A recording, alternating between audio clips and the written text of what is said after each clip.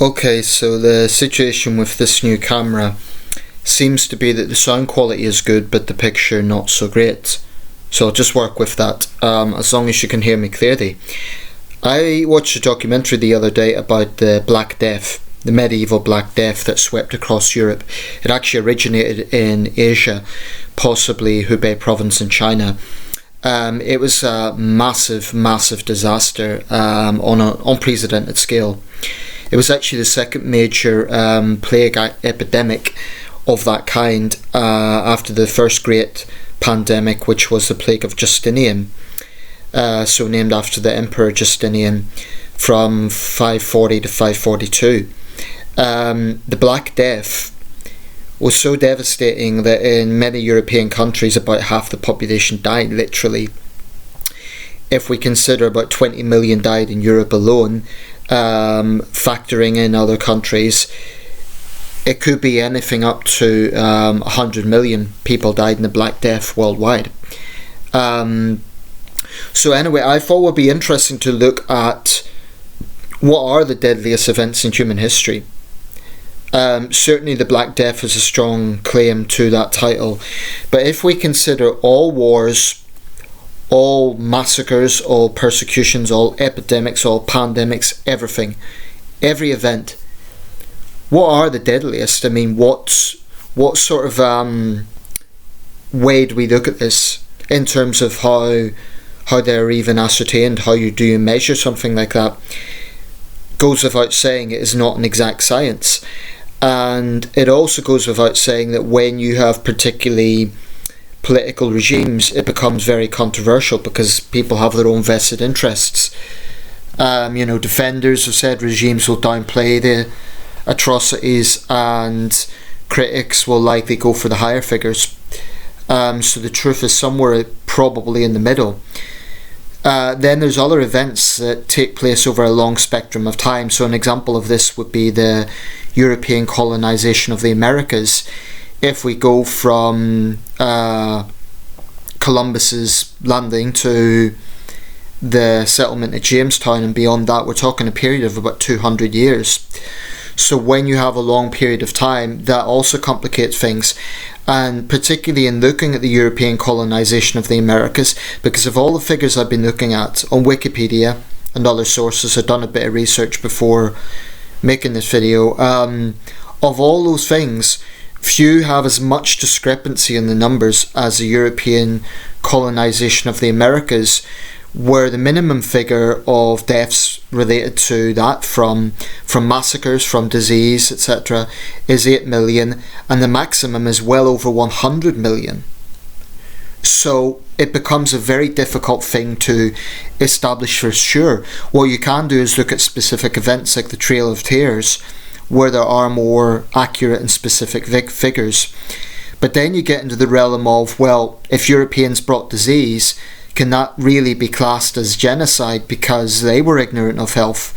Many Europeans died from infectious diseases, so is it plausible that they brought diseases deliberately? I think it's more likely that they were ignorant about the spread of disease, bearing in mind this was long before even the idea of waterborne diseases was known. It was the idea that diseases were airborne, so that also complicates things. So I've been doing some notes and just taking kind of looking at the areas that tend to cause the most deaths, which is pandemics, conflict and conquest, and famine. Those tend to be the three areas that cause the most deaths, and of course famine, again, very often it is influenced by policy. So if we consider pandemics, and again this draws some problems because it's over a long period of time, so it becomes very difficult to really ascertain. The single deadliest event in human history is the smallpox pandemic, and if we look at a time frame for that, it was eradicated officially in 1980. If we look at a time frame of the 20th century, so from the beginning of the 20th century to 1980, it's estimated 300 million people died from smallpox. But then, can this be classed as an event? as opposed to an ongoing situation, because pandemics can last for centuries. So can that be classed as an individual event? That actually surpasses the Black Death. I thought the Black Death was at the top, but the smallpox figures would surpass that. Measles, again, this covers a whole period of time. In fact, it's ongoing. So if we take a period of the last 150 years, 200 million deaths from measles. Then we look at malaria. Anywhere from 80 to 250 million. It's probably the biggest killer in the world today. In sub-Saharan Africa, it kills somewhere in the region of 600,000 people every year, which is a greatly reduced figure from the beginning of the century, but still staggeringly high. The Black Death, the figure is around 100 million, but then is that taking into account that initial devastating outbreak of 1347 to 1351, or is that the entire duration of the second pandemic, which it falls under? And that goes right up to the plagues, including those in Seville and London in 1665. So that's a period of about 3 centuries. So it's a long period of time. So can you really count that as a single event? It's difficult to do so, because rather it was a series of individual outbreaks that were collectively grouped as one pandemic. But I would say that initial outbreak of 1347 to 1351, about 1 million people died in England alone, around 20 million across Europe. So in of itself, that particular outbreak still ranks as one of the very worst disasters in human history.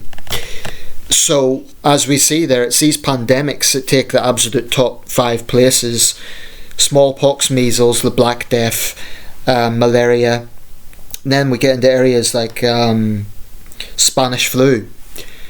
Spanish flu was frightening because it killed healthy young people. Sometimes it kind of laps over World War I deaths. So if you see World War I casualty figures at 60 million, that's taking into account Spanish flu deaths, which is controversial, because what happened was American troops spread it when they were stationed in Spain, returning from the front in 1918, which is the only reason it has that name.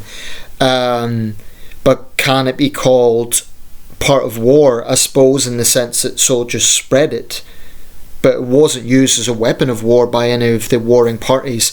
So I'm not sure I would count the Spanish flu as an extension of World War One. I think that would be, I consider them 2 different events. But what was frightening about the Spanish flu, as devastating as World War I was, the Spanish flu affected countries that had little or nothing to do with World War I, and it affected every corner of the planet. Healthy, strong, young people. Not, as would usually be the case in a pandemic, old, vulnerable, or very young children, but healthy young people. And the toll is estimated anywhere from 50 to 100 million. So, then we get the plague of Justinian, 40 to 100 million deaths between 540 and including later outbreaks up to 590. Tuberculosis, 40 to 100 million. And then the AIDS pandemic, 30 million since it was diagnosed in the early 1980s. Although that figure can also include the very first diagnosis in 1960. The third pandemic of bubonic plague, which is the modern one in the 20th century, cumulatively about 12 million. But if we look at the very deadliest, it's very clear that malaria, smallpox, measles, the Black Death and the Spanish flu are the big 5, and today tuberculosis as well. Tuberculosis and malaria have killed more people than AIDS, although AIDS maybe gets more attention. But that's looking at pandemics. So then when we start to bring conflict into this, again, this is a murky area, because you get something like World War II, which is clearly defined, 1939 to 1945, or if you want to over that, but with the Second Sino-Japanese War, 1937 to 1945. But insofar as it was a global conflict, 1939 to 1945. Now, the most commonly cited figure for World War II is 60 to 65 million. But some figures do go right up to over 100 million. So probably a cumulative rounded figure is about 80 million. It is the deadliest conflict in history, and it was more global than World War I. although for some countries the military deaths in World War One were significantly higher, such as in Britain. So that is the deadliest conflict in history. The second on the list of deadliest conflicts, again, this is problematic because it covers a very long period of time, and that is the conflicts in the three kingdoms of ancient China, from 184 to 280. We're talking a period of about a century. So the figures for that, 30 to 40 million dead. Again, this is problematic because it's such a long period of time. The same is true of the Mongol conquests from 1206 to 1368. Around 30 to 40 million dead. Some estimates give a figure of 50 million. Certainly the Mongol conquests were extremely bloody. If you look at the sacking of Baghdad in 1258.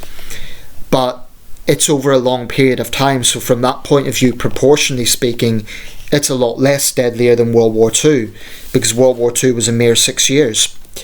The Taiping Rebellion in China in the 1850s and 1860s may rank as the deadliest, certainly modern civil war, 20 to 25 million dead, which was raging at the same time as the American Civil War.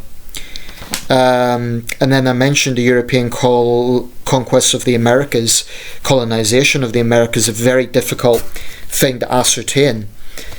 Because what constitutes deaths, what constitutes deliberate genocide, what constitutes accidental deaths.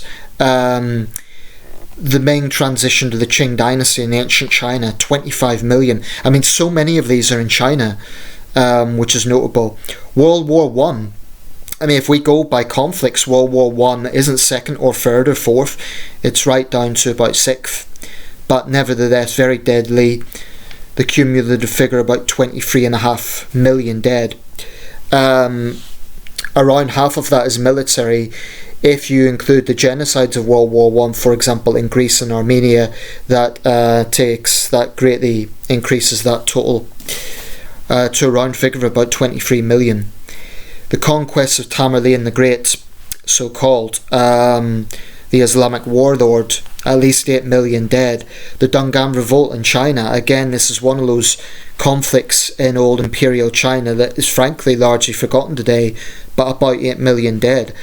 The Chinese Civil War of the 20th century, one of the deadliest conflicts in modern times, the deadliest conflict probably in the 20th century outside the world wars, 8 million dead. The Russian Civil War, 5 million dead. The Mughal Maratha Wars, 5.6 million dead. Then we get into the transatlantic slave trade. Again, very, very difficult to ascertain what is the toll. This would need to take into account all those who died on the ships on the way over, probably those who died on the plantations, those who were executed. So what you get is a huge gulf in figures. What is, without question, is it caused profound misery and hardship, and many, many people suffered. But something that takes place over a long period of time, that's like trying to work out how many people died from the British Empire. It's almost impossible to accurately evaluate. Then the Arab slave trade, again, took about 2 centuries. The figure that's most suggested for that is 4.5 million. The atrocities in the Congo Free State under Leopold II, about 8 million. The Andhra Shan conflict in ancient China, 13 to 36 million dead, which would actually make it the second deadliest conflict in history as a single war, second only to World War II. And with World War II, you then get into the realm of what do you include and what do you not include. Do you include Stalin's purges? Because the worst excesses of the Gulag were in the war years.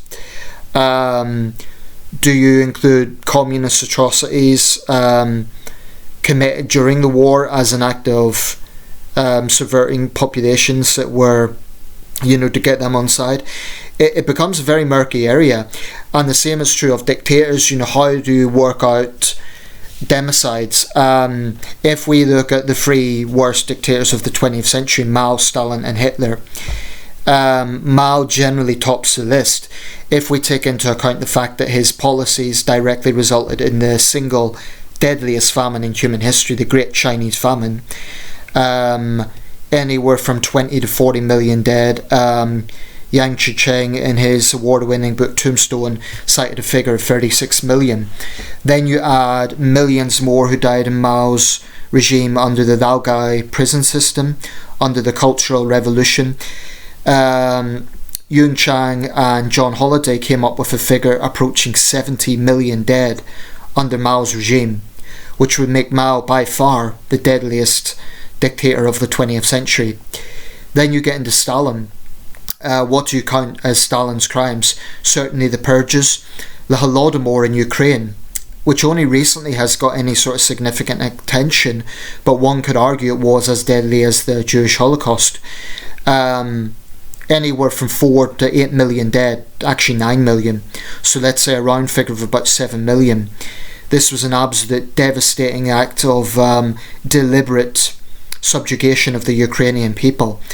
And something, like I say, only recently has got any attention. There was a film called The Bitter Harvest about the subject. But, the Holodomor certainly is one of the worst crimes of the 20th century, and in my view does deserve a lot more attention. So when we look at Stalin, you might reach a figure, when you take all these things on board, of 20 to 30 million. And then, of course, you need to take into account wartime atrocities against the Polish people, massacres committed by the NKVD. Then we get into Hitlerism and the Third Reich. The Jewish Holocaust is obviously the most notable crime, about 6 million dead. Then many, many others killed: gypsies, Slavs, homosexuals, communists. And when you look at that increases the death toll of Hitler's democide. Then do you take into account the fact that Hitler started the war in Europe? So do you take into account all the war crimes committed by German forces, for example, in the Soviet Union and Eastern Europe? I've seen a figure of 17 million for Hitler's crimes, which I think is probably about accurate if you look at all the figures. But basically what this sums up is a very, very difficult thing to ascertain. Another example would be the famines in British India. Some of those were on a devastating, massive scale. One of the worst was the Dojibari famine of the 1780s, I believe, about 10 million dead. In fact, if you just get to the section on worst famines, the worst is the Great Chinese Famine, the so-called 3 bitter years of 1958 to 1961. If we look at other deadly famines in history, though, in this part of the world, the Irish famine is famous, but it's not even in the 5 deadliest, although in proportion to size that needs to be considered. The Great Chinese Famine, anything from 15 to 43 million dead. Wikipedia cites the Chinese Famine of 1907. I'm not familiar with that one. The Northern Chinese Famine of 1876 to 1879 I was familiar with from previous research, 9 to 13 million dead. The Chalissa famine and the Dojibari famine, or skull famine, of the 1780s in British India, about 10 million dead each in those events. Actually that's a cumulative figure of about 11 million. The Bengal famine of 1770, 10 million. Then the Great European Famine of the Middle Ages, which preceded the Black Death. This was a famine from 1315 to 1317, about 7.5 million dead. And bearing in mind the demographics of medieval Europe, that's a huge figure. So then you look at other famines that are policy induced, such as the Russian famine of 1921, which was brought about by the Russian Civil War, and of course the Holodomor famine, which I already covered. So, that's a nice grim assessment of human nature. Looking at that on the absolute surface level and taking the most median figures, it would appear that the deadliest events, as opposed to long-reaching pandemics, would be the Black Death, World War II, the Andoshan Rebellion, the Great Chinese Famine, and the Three Kingdoms conflicts of ancient China. Those, I would say, when you look at everything cumulatively speaking, would be the deadliest events.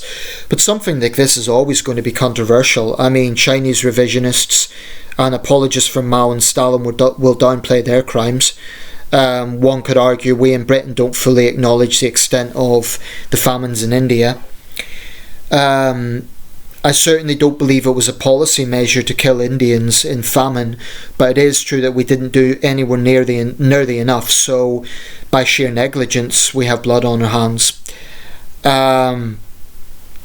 But I think it's particularly hard to assess events that took place over long periods of time, like the Mongol conquests, like the European colonisation of the Americas, like smallpox.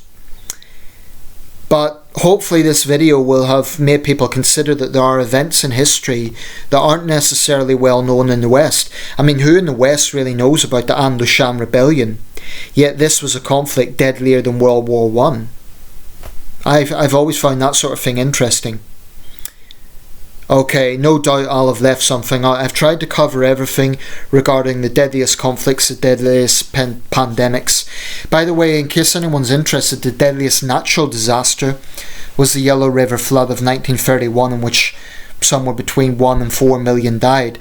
Although those Yellow River floods were in part sabotage, I know the 1938 flood, I believe it was Kuomintang, actually deliberately flooded rivers in order to stop the Japanese advance, which is a hugely controversial aspect.